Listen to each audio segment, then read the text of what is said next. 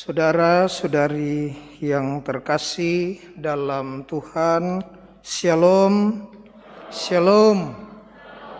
Ada umat yang berjumpa dengan saya dan bilang, Pastor tahu jubah baru, baju baru, toga baru. Saya jawab, ya ada umat yang berbaik hati. Ada juga umat yang berjumpa dengan saya, Pastor tahu sepatu baru. Ya, ada umat yang berbaik hati. Ada juga yang berjumpa dengan saya, melihat sepatu yang sama sudah beberapa waktu dan dia bilang, Pastor tahu sepatu baru kau lihat, ini sudah lama. Ada juga umat yang berjumpa dengan saya, Pastor tahu rambut baru. Saya bilang saya tidak pernah gonta-ganti wig. Rambut lama hanya dibarui, dipangkas, dirapikan. Saudara-saudari yang terkasih dalam Tuhan, hari ini Yesus memberikan perintah baru, yaitu supaya kamu saling mengasihi. Pertanyaannya, apakah perintah ini memang benar-benar baru? Atau sudah ada lama tapi baru mereka dengar, mereka lihat perintah ini? Atau dibarui oleh Yesus? Ternyata perintah ini sudah ada jauh sebelum Yesus lahir.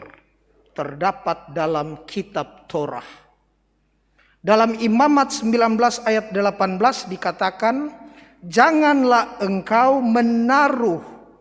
menuntut balas dan menaruh dendam terhadap orang-orang sebangsamu, melainkan kasihilah sesamamu seperti dirimu sendiri. Jadi memang sudah lama.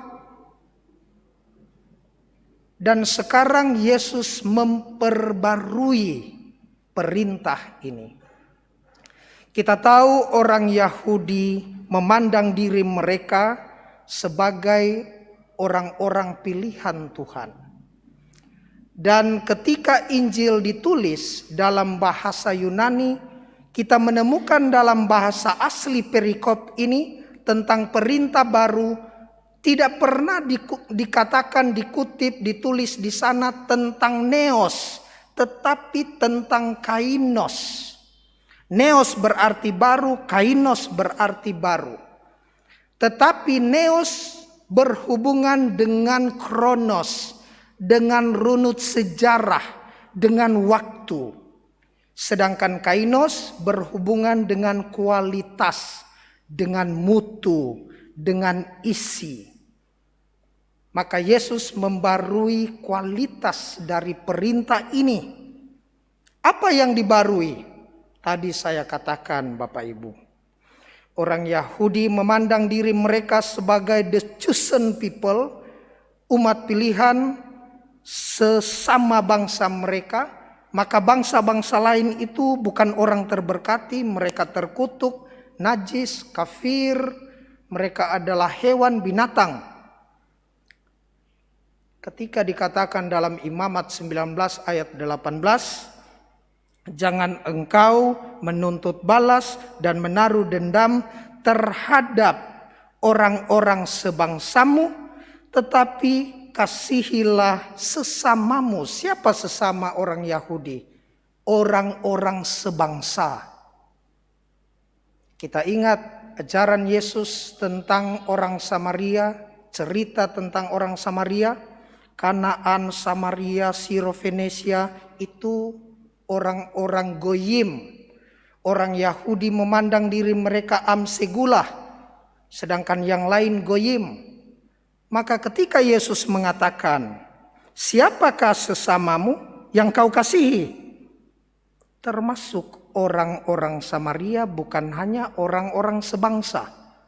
Artinya pembaruan kasih dimulai memang dari bangsa Yahudi, tetapi serentak merangkul bangsa-bangsa lain. Saudara-saudari yang terkasih dalam Tuhan, dalam bacaan pertama ketika Paulus dan Barnabas pergilah mereka, tadi dikatakan, ke Listra, ke Ikonium, ke Antiokhia. Mereka menguatkan hati jemaat supaya mereka bertekun di dalam iman. Jemaat bertekun dalam iman karena memang iman mereka goyah, bahwa kerajaan Allah harus diperoleh dengan menanggung sengsara. Selanjutnya mereka pergi, dikatakan, ke Pisidia, Pamfilia, ke Perga, lalu ke arah ujung Atalia di tepi pantai.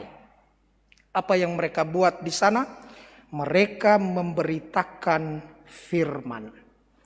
Jadi ada yang memang sama sekali baru, pemberitaan firman di Perga dan daerah sekitar. Tetapi ketika mereka berlayar kembali ke Antiokhia, iman umat jemaat di sana dibarui.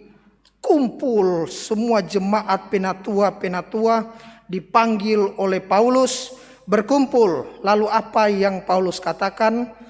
Mereka menceritakan bagaimana Allah berkarya dalam pekerjaan-pekerjaannya, membuka pintu iman bagi bangsa-bangsa lain. Dikatakan tadi, dari situ, maksudnya dari Atalia di tepi pantai, dari situ berlayarlah mereka ke Antiokhia. Di tempat inilah mereka dahulu diserahkan kepada kasih karunia Allah untuk memulai pekerjaan yang kini telah mereka selesaikan. Setibanya di situ mereka memanggil jemaat berkumpul, lalu menceritakan segala sesuatu yang dilakukan Allah dengan perantaran mereka, dan bahwa Allah telah membuka pintu iman bagi bangsa-bangsa lain. Saudara-saudari yang terkasih dalam Tuhan, Yohanes dalam penglihatannya di Pulau Patmos, ketika dia menuliskan kitab Wahyu, dia berkata, "Aku Yohanes melihat langit yang baru dan bumi yang baru, sebab langit yang pertama dan bumi yang pertama telah berlalu." Langit dan bumi yang baru menunjuk pada Yerusalem yang baru. Apa itu? Sorga. Dikatakan tadi dalam bacaan kedua, di sana tidak akan ada lagi perkabungan. Di sana tidak akan ada lagi duka cita, air mata. Tidak akan ada lagi. Ratap tangis tidak akan ada lagi. Mengapa? Karena semua yang lama telah berlalu dan Allah menjadikan segala sesuatu baru. Saudara-saudari yang terkasih dalam Tuhan, semoga hidup kita senantiasa dibarui dalam iman, dalam harapan, dalam kasih. Saat mana ketika kita mulai bertanya, benarkah hidup kekal itu ada ketika saya menutup mata? Atau saya harus memperpanjang usia sampai 1000 tahun lagi? 1000 tahun Anda sendiri di TikTok bertanya, ini betulkah kehidupan kekal itu nyata atau cuma kehidupan di dunia ini?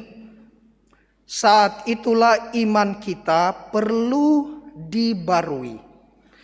Saat mana kita mulai bertanya, apakah penyakit saya kanker stadium 4 ini dengan upaya-upaya medis yang sudah diperjuangkan bisa berhasil atau tidak mengalami kesembuhan dan pemulihan dengan bantuan rahmat Allah?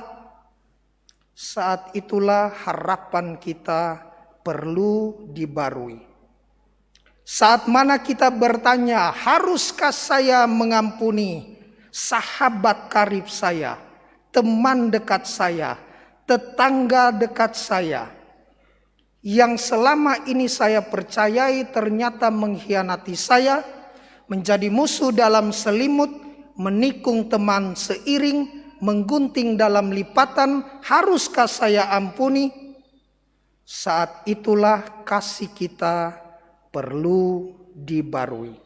Saudara-saudari yang terkasih, semoga kita menemukan pembaruan hidup dalam relasi kita dengan Allah, relasi kita dengan sesama, dan lebih-lebih relasi kita dengan diri kita sendiri. Semoga demikian.